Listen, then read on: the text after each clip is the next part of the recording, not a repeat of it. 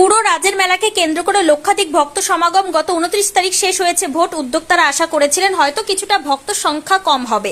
গতবারের মতনই ভক্ত সমাগম মন্দির প্রাঙ্গণে। তবে বাবার মাথায় জল ঢালার পুণ্যার্থী গত বছরের তুলনাতেও বেশি। একটা সময় এটি অস্ত্র মেলা নামে পরিচিত থাকলেও সেই নাম কিছুটা হলেও বদলেছে। অস্ত্রের দাপাদাপি আগের তুলনায় সংখ্যা অনেকই কম।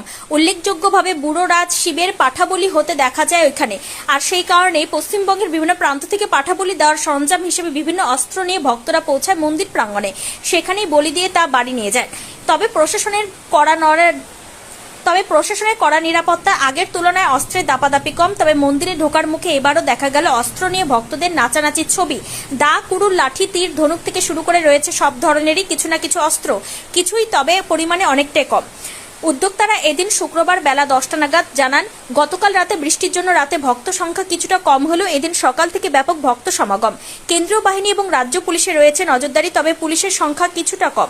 সব মিলে ব্যাপক ভক্ত সমাগম বুড়োরাজ মন্দির প্রাঙ্গণে।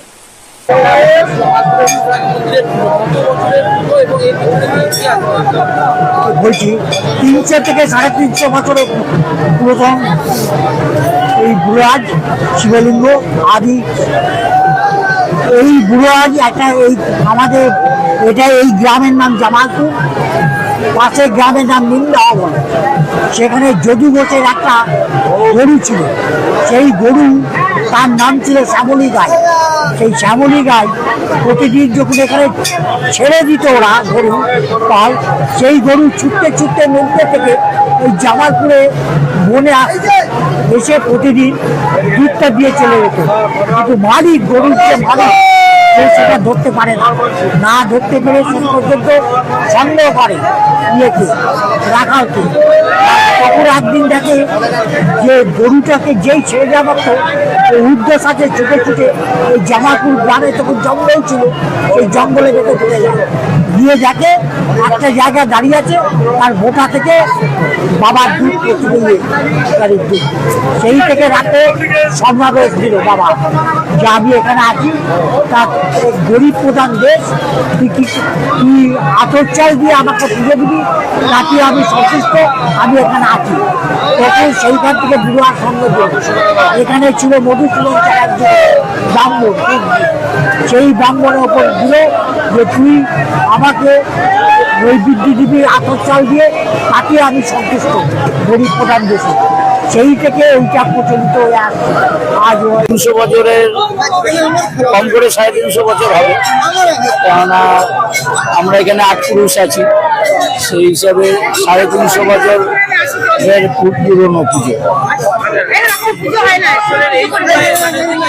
এইটা হচ্ছে আমাদের এই শিবের বুড়োরাজের আবির্ভাব তিথি আজকের দিনে, গুরুত্বপূর্ণ ব্যাপার। সেই হিসাবে এটা মেন উৎসবটা হয়।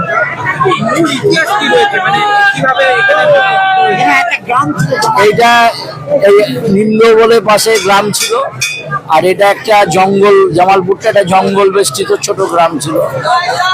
এই ওখানকার নিম্নে ঘোষ প্রধান গ্রাম, সেখানকার একটা গরু প্রতিদিন এখানে পালিয়ে আসতো। যখন ফিরতো দেখা যেত তার দুধ নেই, শ্যামলী গাই বলে। এই শ্যামলী গাই কে মানে অনুসরণ করে যে মালিক ঘোষ, যদু ঘোষ এখানে এসে দেখে একটা এই শিবলিঙ্গের ওপর ওই শ্যামলী গাই দুধ দিচ্ছে। তখন এখানকার আমাদের মধুসূদন চ্যাটার্জি বলে আমাদের যে পূর্বপুরুষ ছিলেন, অনেকটাই বেশি। তো বিশেষ করে লোকাল লোকেদের আগমনটা অনেকটা বেশি, কারণ যারা পরিযায়ী শ্রমিক সবাই ফিরে গেছে। তো সেই সূত্রে মাঠে করে জল নিয়ে আসে, ঢলটা অনেকটা বেশি। না, কালকে রাতে নজরে পড়েনি। মেলা চত্বরে 2-3 জন স্টাফ ঘোরাঘুরি করছিল, বাট যেটা প্রতি বছর থাকে সেটা এবছর নেই। দেখুন, সমস্যা বলতে আশেপাশে কিছু বিচ্ছিন্ন ঘটনা ঘটেছে, যেটা প্রশাসন থাকলে হয়তো এই ঘটনাটা ঘটছে না। তো এই ঘটনাটা না ঘটাই ভালো ছিল। এই ভিড়টা আরো বাড়বে, যেটুকু খবর আছে আমাদের কাছে, যে সম্পূর্ণ বাঘ এখনো ঢুকতে পারেনি। আমাদের কাছে খবর কালকে রাত্রে বৃষ্টি যে হয়েছে তার জন্য বাঘের দলটি এখনো রাস্তা অনেকটাই আটকে আছে। তো আমরা আশা করছি সেটা মোটামুটি ঘন্টা দুটির মধ্যে ঢুকে যাবে। এখানে সারা পশ্চিমবাংলা থেকে না সারা ভারতবর্ষের লোক ঢোকে। অন্যান্য বছরের তুলনায় ভিড় অনেকটাই বেশি। বিগত 10 বছরের মধ্যে এবছর বাঘের সঙ্গে রেকর্ড। সন্ন্যাসী সংখ্যাটা নর্মাল আছে, কিন্তু বাঘের সংখ্যাটা অনেকটাই বেশি। বেশি হওয়ার কারণটা হচ্ছে ভোটের জন্য আশেপাশে গ্রামগঞ্জে যে সমস্ত পরিযায়ী শ্রমিকেরা ছিল সকলে বাড়ি ফিরেছে। তো সকলে তো সবসময় সময় হয় না বাবার কাছে আসা। তো আজকে তারা সুযোগ পেয়েছে ভোটের সুবাদে